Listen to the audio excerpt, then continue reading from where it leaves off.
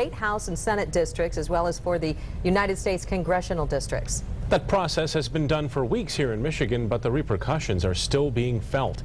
24-hour News 8 political reporter Rick Alvin joins us with more on that. Rick? Every year that ends in 0, there's a census, and after that, the lines are redrawn for all of those offices that you talked about.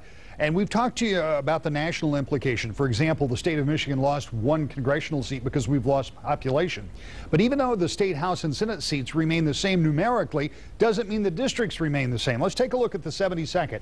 Here's the House districts, and this is Kent, Allegan, Berry County. But here is the current 72nd district. This area has grown. More people are moving in here. The 86th district, which is right here, is going to be expanded. So there are some changes that are going to take place. Generally, what that means is some confusion for voters.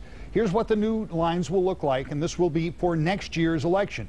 So you see, among other things, that Caledonia Township has been taken out of the 72nd. It's put into the 86th. The 86th is expanded. All of that just means that people will have to learn which district they live in, right?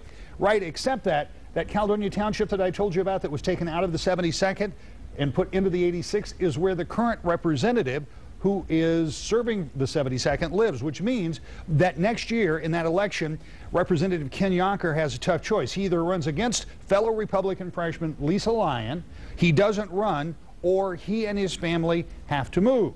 It was a big decision. We talked to him about it earlier this week. We looked at it hard and had to come to grips with our worst scenario.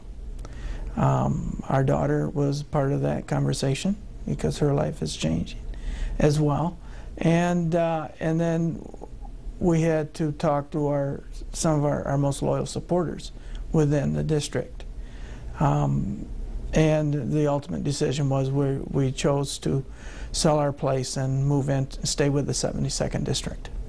Which means the Yonkers now live in Gaines Township, safely in the 72nd district. It means they avoid a primary. But it's not the only place in the state where this is happening. In fact, there are at least 10 other representatives, a total of 14. There are 10 other representatives facing the same problem. Difference is they're all Democrats. And because Yonker is a Republican, it is a bit unusual, since Republicans were in charge of drawing those lines, that this would have happened. It happened to 2 other Republicans over on the east side, too.